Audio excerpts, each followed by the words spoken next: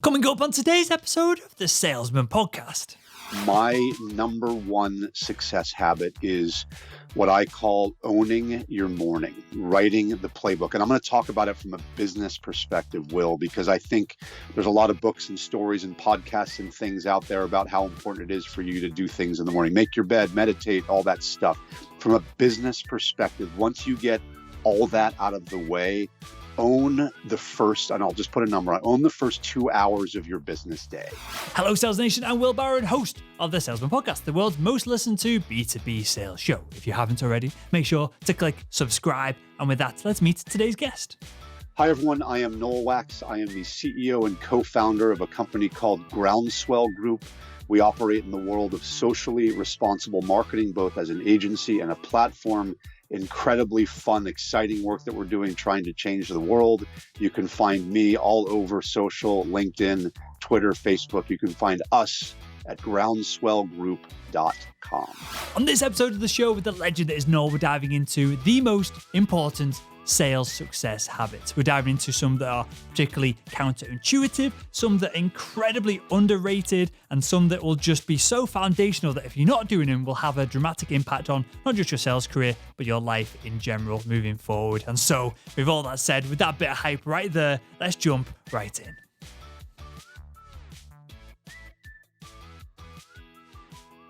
What is the most important success habits that you see in engineering to yourself and you see in other successful people as well? I so badly wanted to give you two answers, Will, but I am going to honor the question and give just one. And it is a really, really important one. And I'm grateful for you asking the question because it reminds me how important this is. My number one success habit is what I call owning your morning. Writing the playbook. And I'm going to talk about it from a business perspective, Will, because I think there's a lot of books and stories and podcasts and things out there about how important it is for you to do things in the morning, make your bed, meditate, all that stuff. From a business perspective, once you get all that out of the way, own the first, and I'll just put a number on, own the first 2 hours of your business day, whether that's 8:30 to 10:30. We are all exposed to so many distractions and we are so reactive to things, and a business partner, a colleague, a friend sends an email or a text and all of a sudden you're off in a new direction. My background is in sports marketing and sports media. I think of it like the first 20 plays of a coach's playbook. It does not matter what the competition is doing. It does not matter what comes into your inbox. Control the first part of your day. It's the best way to be proactive about things. You get to set the priorities. You get to determine what are the most important things for you to work on. And then the rest of the day, you can figure out, you can be reactive. There's ways to carve out your time. But that way, you are able to focus in on the stuff that's most important to you and to your business, decide what those things are, and stay locked into that until you're done. Make that appointment with yourself and figure out what that is. It is essential to success. I'm going to ask you in a second, I'm going to ask you for some advice on a product that we are in the mix of launching because it falls into this category, and I want to see if there's anything we've missed, anything you think we should add. But before I kind of put words into your mouth with that, how do we know what the most important thing of the day is? When do we plan it? Is this planned the weekend beforehand? Is this the night before? And do we use a planner? Do we put this in our calendar? How do we force this upon ourselves? Because as you're rightly alluding to here, the sales manager starts ringing, a customer starts ringing, there's fires that start kind of appearing all over the place at 9 a.m. How do we keep in control of all of this? Yeah, so I have to be respectful of my position versus many that might be listening to this. You mentioned sales manager. Look, there's other people that are always clamoring for our time and other things that are scheduled. If you don't plan it, someone else will. So I almost answer that, say, I don't care when you plan it, just plan it. So if it's the day before, if it's the morning of, if you get up early in the morning at 6:30 and so let me take a half hour to map out my day, where is that 2 hour block? You might have a sales meeting in the morning, every morning at 8:30, or someone that expects that time.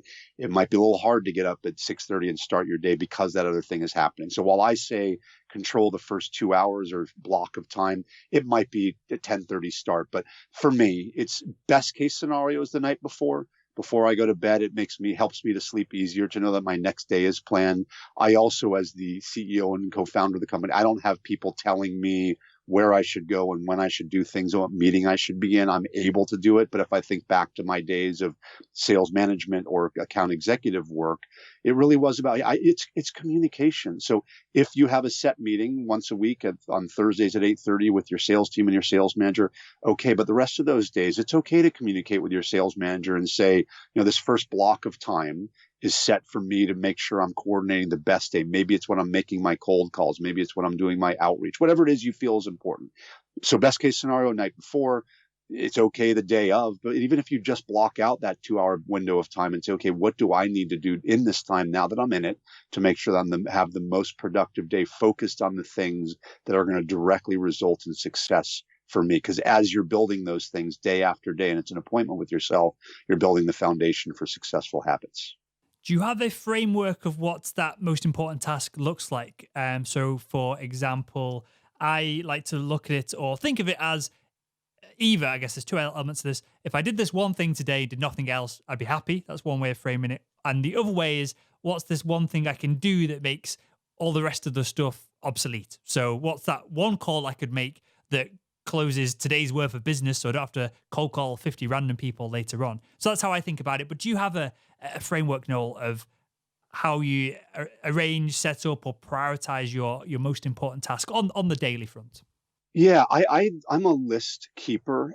So I will look at that, and some of those are easy, quick check off things, and other things a little bit deeper. That block of time can also be considered deep work, but there should be, and there's a book out there called The One Thing that I love, and it's really focused in and locking in on what is that one thing that is ultimately more important, that if anything else comes along, this is your priority, and you're able to respectfully let other people know that this is what I'm focused on during this time. So for me, specifically around my work, it is around revenue for our business is the most important thing to allow us runway, allow the freedom to do what we want to do to deliver successful results for our clients and partners. So what for me, it's constantly going back to is what I'm working on helping me to develop these relationships that ultimately drive revenue for our business. And there's a back end to that too, but that is our important block of time. And for, I think, many of the people listening to this, it is how are you most successfully driving revenue? And that could be a combination of those things. Maybe it's making a whole bunch of cold calls to set up the next week. Maybe it's focusing on your key relationships and moving those relationships forward. I talk a lot whenever I'm talking about this about the value proposition, because a lot of times we in our business, we say, well, I'm bringing value to someone else's business by offering them our services. May or may not be true. Are you offering real value to your relationships? Or is every time you're communicating with somebody, you're asking them to close the deal or for a piece of business? So to be determined for the individuals on inside of that revenue area, what is the priority and what's the lock-in? But it's usually a combination of many of those things. And maybe over the course of a week, if you have 5 of those blocks of time, you could have 4 or 5 different things to focus on, because that also changes it up for you and keeps it fresh and exciting. So let me pitch you this, and I want to come at this from the angle of, like, legitimately tell me if you think it's an utter load of nonsense, if you think it's real shit, because I don't want this to be a kind of a pitch for a product in the middle of the episode. The new version of the Sales School, the audience can find it where they know they can find it, because they probably had 15 adverts either side of this content, which will dive into all of that. It comes with a quarterly planner. So in the planner, it has essentially a list of to-dos down one side, and then it's a Gantt chart. So you can only fill in the specific times. You can't double down on times on prospecting or whatever it is. So that forces people to visualize their time. But the thing that I want to ask you about is we have a most important task each day and we have a bold action each day. They may be the same thing. They may be different things. And essentially the graph, the chart is colored in so you can only get it done between 9 and 12 each morning to visually encourage people to kind of eat the frog, as Brian Tracy would say, and get the hard things done first. Now, I'm constantly going back and forth between having a most important task, having a bold task, having one and the same, but I think that there's some potentially value in having the two for salespeople, in that there is the most important task might be your accounting is, or your expense report is 6 months overdue, like it was for me in my sales role every kind of quarter. And your sales manager's on your back. If you don't get it done, you're going to get sacked. The bold action, though, I feel like is what we should be focused on as salespeople. That is something that is difficult to do. That's an unfortunate conversation. That's a customer complaint. That's these things that we put off and procrastinate that over time become bigger and deeper problems. Whereas if we just deal with it and don't procrastinate on it, the problems get solved. So with all that said, Noel, is there anything you would change about the structure of how we are suggesting that members of the sales school plan their mornings? Is there anything you'd add to it? Is there anything you would remove? What are your feelings on that? Yeah, I think that's a great perspective, Will. And I don't want to add just to add, because I think on its own sounds like it's a very productive and healthy way to approach that. I would only say outcomes, both good and bad, in how that potentially ties into whatever that thing, the bold statement or the bold to do on that list is to really connect. For me, at this point in my career, it's a psychological connection with an outcome. If I don't do what potentially could happen, and this works from the individual in sales performer at the entry level on up to the top executive and to working on multi-million-dollar partnership deals, and the positive outcome. When I do this, this is ultimately what could happen, and that's a goal, whatever we are driven or motivated by. And that's expense report is a great example. I mean, I put those off for so long. At some points, they would even say, at this point, we're not reimbursing you for that. So that was obviously a negative outcome of not happening. But also, look, it's my money. I already spent it. I just need to get this thing done. And how much time is it going to take? And let me just block everything out and do it. So the positive and negative outcomes as you attach it to that task, I think, can be very effective, because it allows us to connect with the end result that we want to achieve or will not happen if we don't do it. Got it. That makes total sense. I never really thought about it like that before. But rather than just making a statement of, and I was forever, it was expenses and mileage. So the expenses, the company would just go, tough shit, you're not getting that cash back anymore. And it wouldn't be that much, a couple $100 or whatever it is. But the mileage is needed for tax purposes because we had company cars. So they legitimately needed that. Otherwise, they were leaving themselves open to all kinds of things. So they would absolutely hound the heck out of us for that. But stating it how you described, then this is really useful of, if I don't do this today in this time slot, and going the extra step further rather than, I'm probably going to do this at some point. But saying the negative side of things, that would immediately, if I saw that on a piece of paper, because I forget stuff. If I write something down and I don't catch it 2 hours later, I've totally forgotten it. It's gone out of my brain. Never mind if I've slept on it, Noel. If I sleep on anything, mate, it goes in one ear and out the other. So I think that would be a really useful way to kind of document things. So I appreciate that, mate, and I'll contemplate how we can put that into the system. Okay, so back to the premise of the show. So before we get into further success habits, why do they need to be success habits as opposed to success things or success kind of monthly occasions? It's a muscle. And often it's hard to do, like going to the gym or any of the things that we know are really good for ourselves, but it feels so much better or easier to sit in front of the TV and eat your popcorn and have and that could be a good experience too. So I think creating the muscle or habit, because if we ultimately connect ourselves to the results we want to achieve, then the habits that we create around those will ultimately be part of that successful or positive experience that we're having. And they're difficult. We all have these things. I think it's sometimes tough for us to own our deficiencies or our vulnerabilities or the things that we're not comfortable doing. But once you realize that every single person goes through these same sets of criteria and decision making, it's a lot easier. I heard something recently described as the escape of television. And I never thought of it in that way, but I would think, you know what, I need a 30-minute relaxation moment where I can just dumb it down and not think about anything. But I found myself 30 led to an hour, led to 2 hours, and it just became an escape from the responsibility. So creating the muscle or the habit of things ultimately feeds it. Now, you can also learn that these things may or may not be for you. I got a little bit over the top in some of the habits I was creating and what my morning looked like in the routine, that it started to feel robotic. And I don't like robotic. I like habits that are good and positive, but allow some flexibility inside of that to still be human, to still have a smile on your face, and not everything is, my next thing at minute 8:32 in the morning is this. So each of us will have to evaluate it in a way that works for us. But if you don't get started or you don't create the habits, you tend to operate, or I do at least, in a much more reactive environment. Again, it's a way to control your day, control your outcomes, and control your success based on the habits you create. You can say, I want to have a smoothie every morning. I want to work out. I want to make my bed. but then you find that one of those things doesn't work for you. It takes too much time to do something. So there's tinkering that happens all the time until you find the groove that really works for you. But when you are in that groove and it becomes habitual, you find the ultimate success and outcomes that you desire and that you want to achieve as a result of the things you've put into it.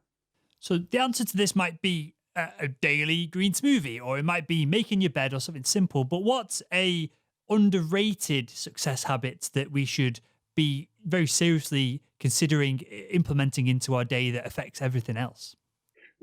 Try to bring value.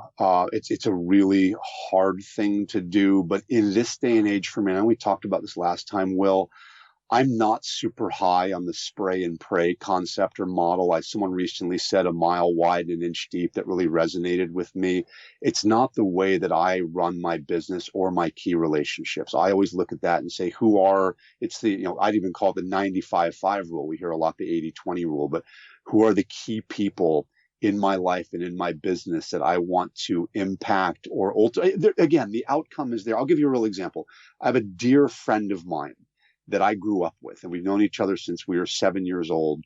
And he is now a chief marketing officer at a very prominent health company out here in Los Angeles. And we are friends, but disconnected more recently. So sure. A relationship was there.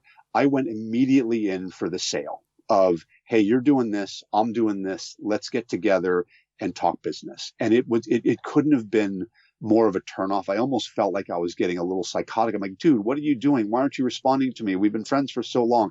And I had to pull myself back from that immediately. I just thought, I wasn't bringing value. It wasn't sincere. And the relationship needed some tending to over the last 10 years of us not being super close. So that's just an example of value. Had I gone in and said, let's reconnect, it would be great to see you. I'd love to catch up on what you've got going on. I'd love to fill you in on what I have doing.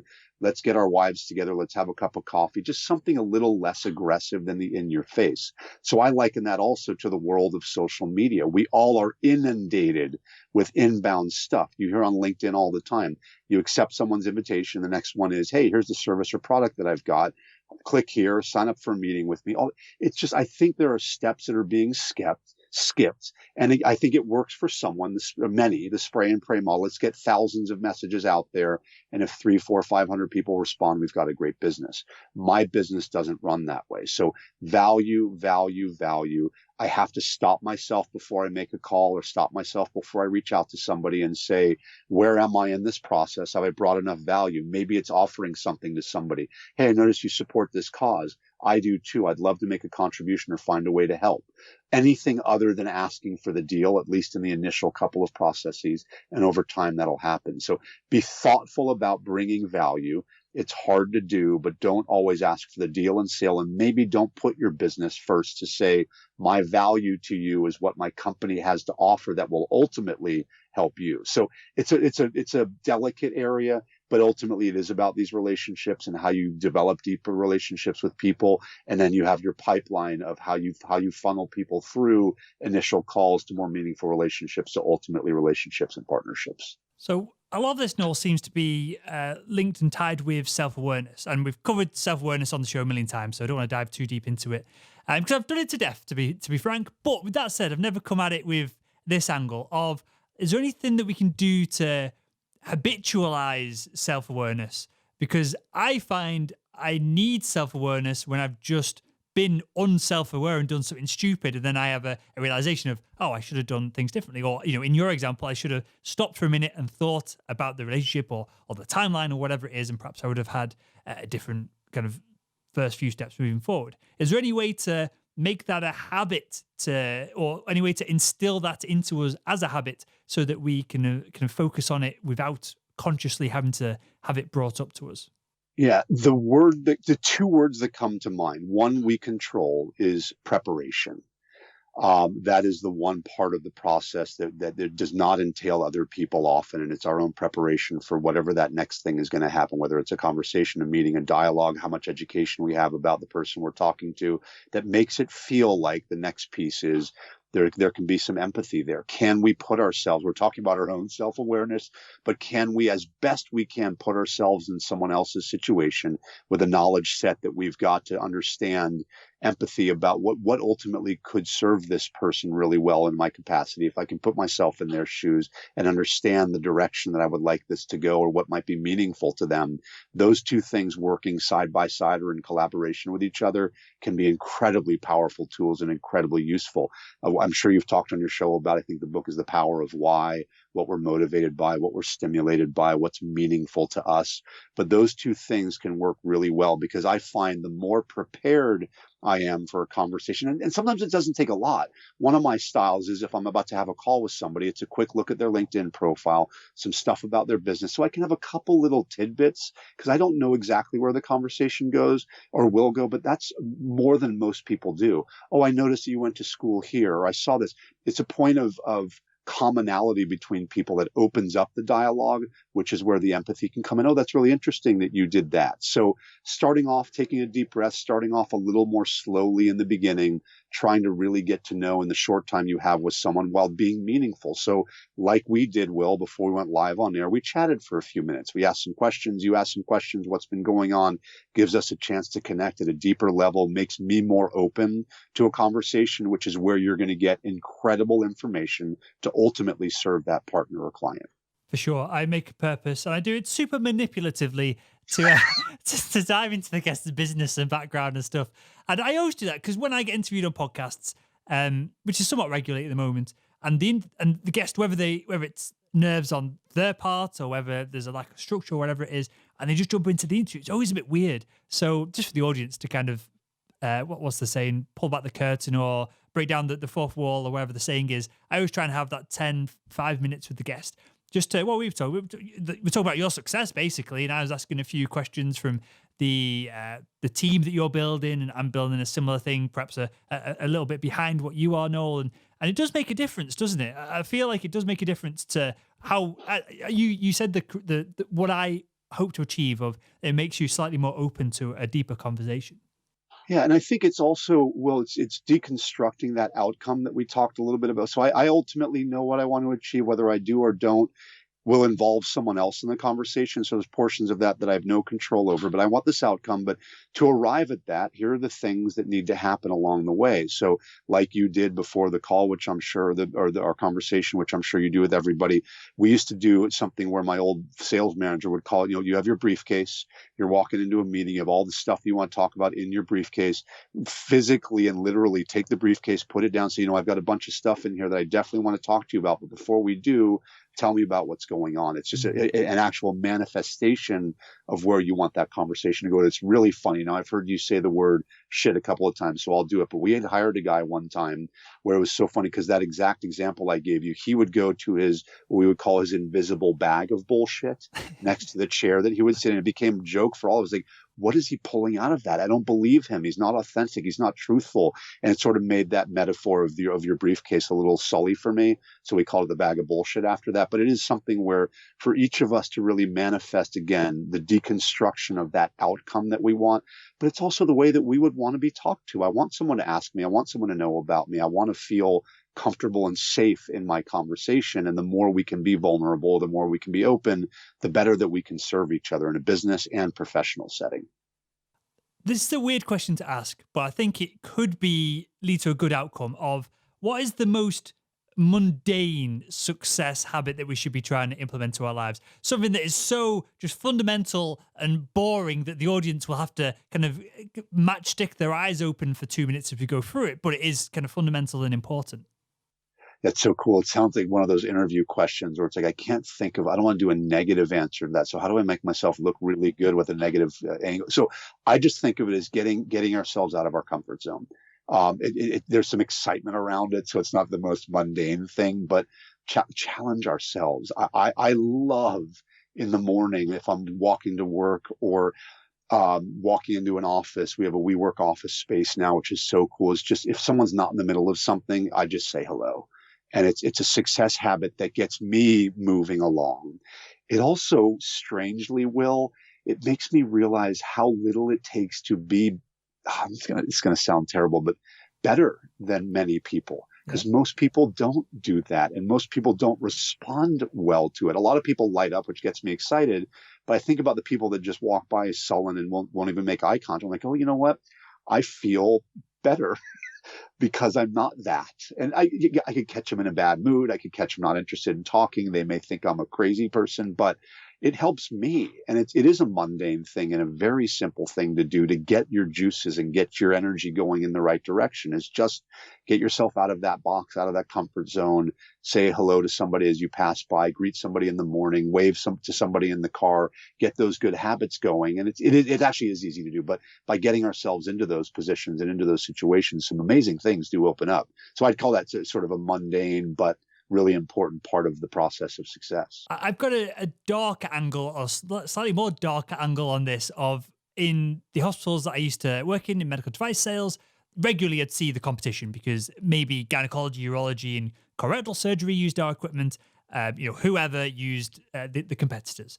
So they'd be around and they'd be helping out. And I would always make an effort, a huge effort, to go and shake their hand, say hello to them, have a conversation. And two things would happen. One, they would always, for whatever reason, maybe I look gentle and nice, so people spill the beans a little bit more than what they should.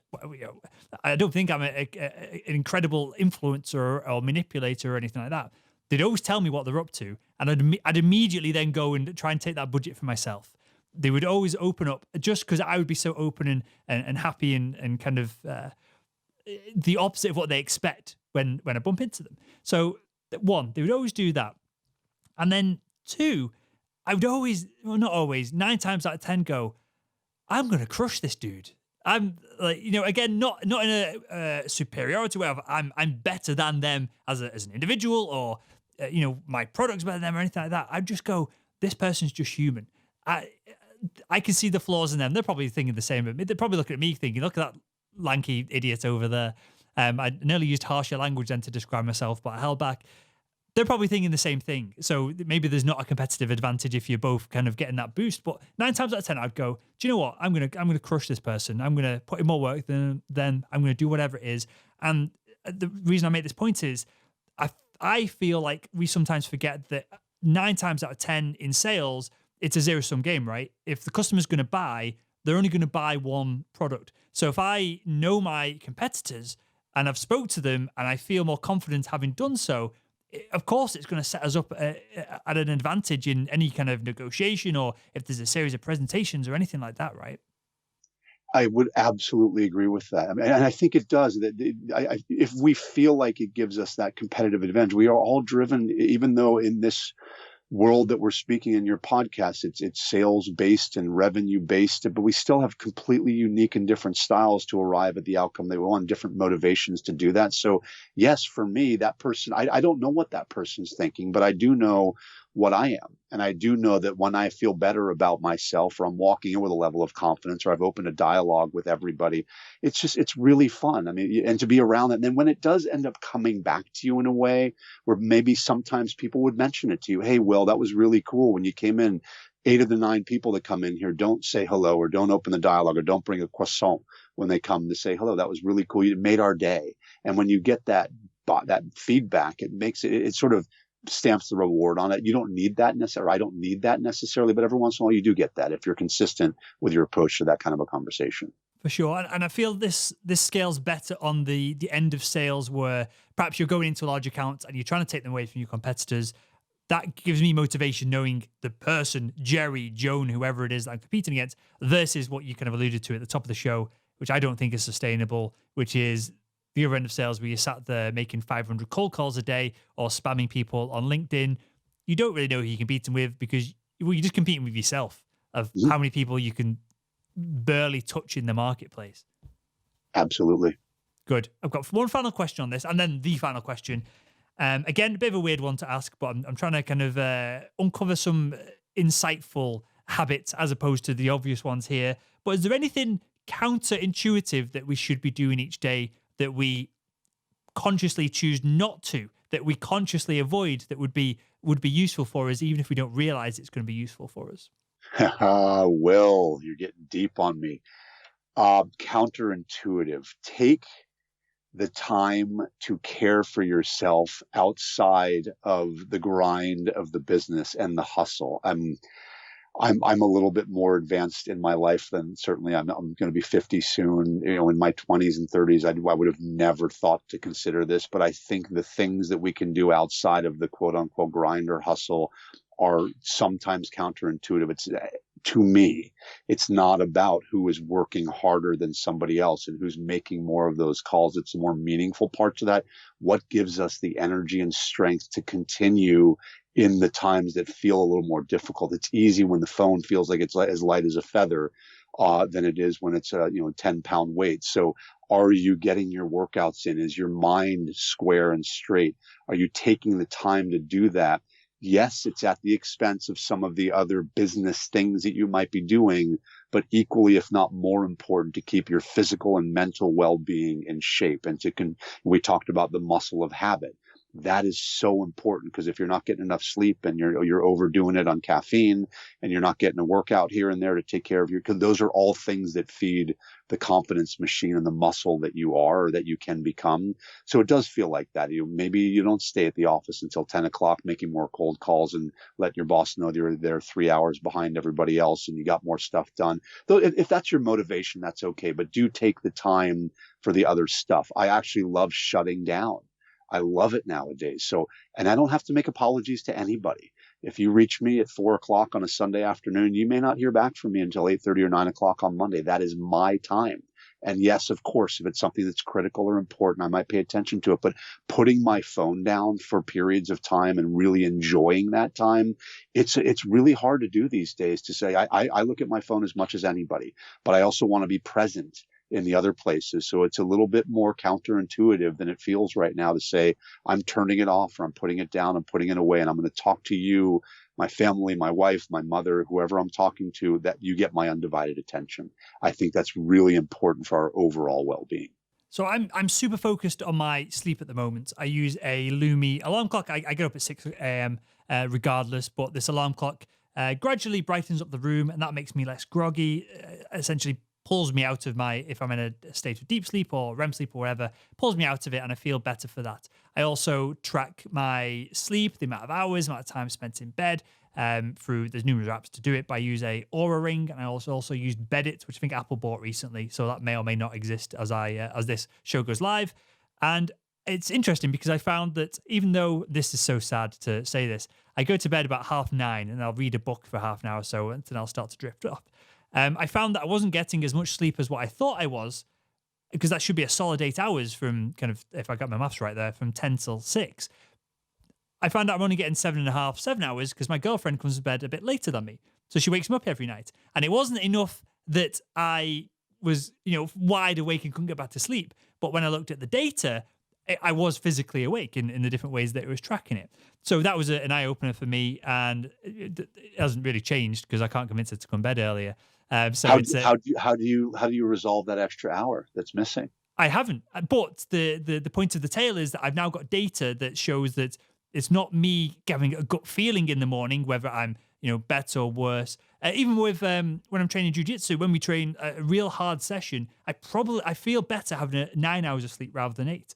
And the next day I'm more productive. I do more work I do more than 1 hour's worth of extra work, if that makes sense. So it's an investment into the next day as opposed to just a lose scenario. So I've got data on it, even though kind of nothing's really changed because my missus just won't come to bed early. She likes to let her hair down, I guess. When I go to sleep, she's more of an introverted, so she gets an hour to herself to watch TV or read and not have me pestering her. So good job she doesn't listen to the show because I'm slagging her off all the time on here. But with that, Noel, is there anything, and final thing on this, mate, is there anything with regards to taking care of yourself or anything that we've talked about, I guess, that you track, that you want data on because you may think that you're doing well, but until you look at the numbers, you're not actually all that sure? It's unofficial, Will, but sleep and fitness are two things that I do officially manage. I don't feel like I need as much sleep as most people do. I have a similar situation at home where it's my partner is up later than I am, and I like to be in bed early and get my sleep. I've sort of stopped worrying about it because I try to be productive, but also, the upshot of all this is sort of knowing ourselves and where our most efficient strike zones are, to your question about the analytics. But the fitness part of it, I do. I know that I am a better performer. I know that I am more aware. I know that I'm more attentive. I know that I'm more authentic, and all the positive words that come along with that when I'm getting my 4 workouts a week. And I will oftentimes have something in my calendar say, okay, I am not doing this enough right now.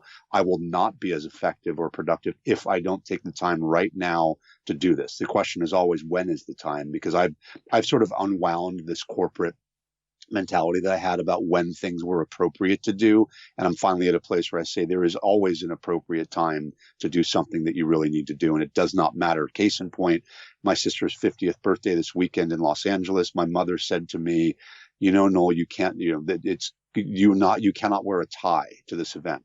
So guess what I did? I wore a tie to the event. I don't like people to tell me what is appropriate, not appropriate for me to do. I know what works best for me. There's obviously occasions for it to be good and bad, but that workout thing is really important because I know that I'm much more productive as a result of the fitness, and it's something that I usually will take off in exchange for something else. Got it. And as a side note for this, I totally agree. I'm not as nice a person if I don't go to jiu-jitsu, or I'm training for a half marathon again at the moment. If I don't put in those hours, literally hours grinding, I've just got too much energy, and I turn into a really.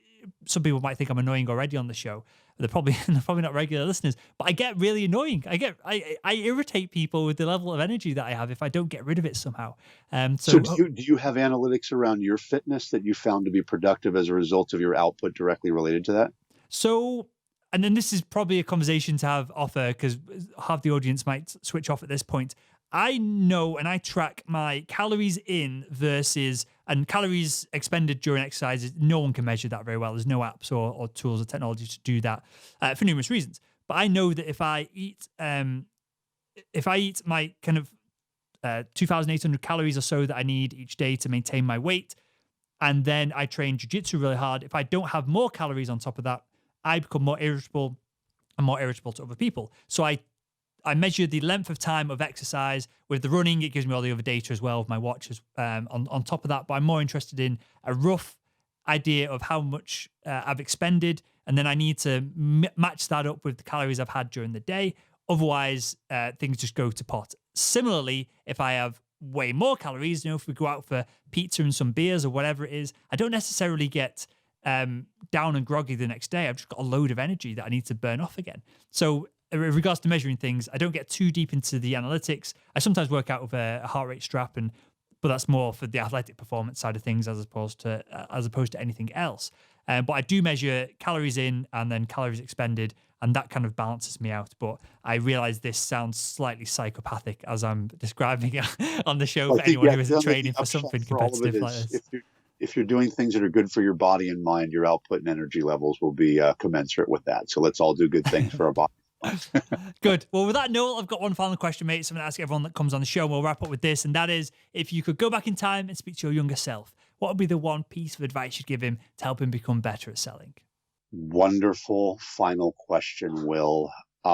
Be vulnerable.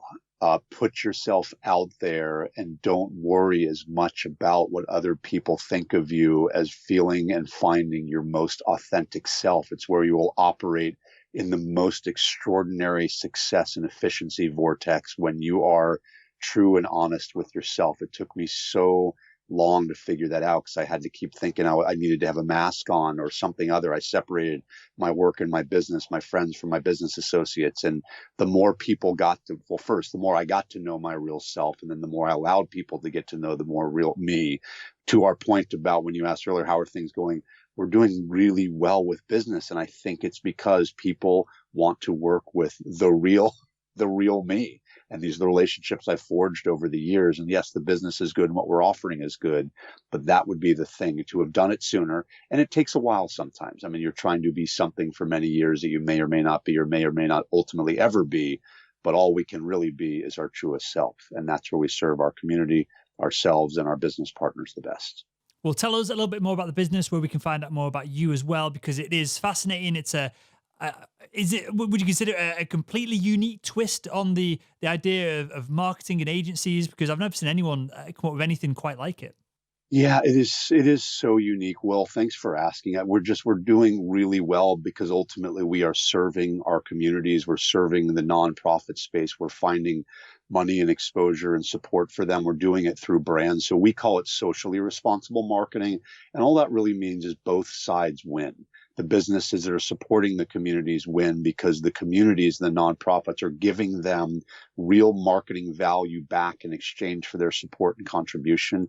It has historically been a one-way street. And the other thing is it's not a one-to-one connection. We're not saying to somebody, hey, you want to work with the biggest veterans organization, go to Wounded Warrior. You want breast cancer, it's this. We work with small to mid-sized organizations that are willing to work really hard for the contributions that they give. So that model didn't exist. We introduced some technology into it, allows us to scale utilizing artificial intelligence. It's really, really powerful. But yes, the doing good part of it feels really good. And running a business in that way makes us excited about the growth that we've had. Good man. So tell us where we can find it and where we can find more about you. Yes, please check us out. We are GroundSwellGroup.com. Our site is as modern and current as it possibly can be with all of our case studies and successes that we've had, the work that we're doing. You can find us on all the social platforms, GroundSwell Group at LinkedIn, Twitter, Facebook. Please check that out. And also, you're welcome to reach out to me if you've heard anything here in my conversation with Will. I'm on LinkedIn, Noel Wax, and I respond to everything. Always willing to give tips and pointers to anybody trying to make their way in the world of sales and revenue and partnerships and success. Good stuff. Well, I'll link to all of that in the show notes to this episode over at salesman.org. And with that, Noel, I want to thank you for your time, your insights as always, mate. I always appreciate them. And for joining us on the Salesman podcast. I love hanging out with you, Will. You asked some very, very thoughtful questions, and it's a pleasure to be on your show. Thank you.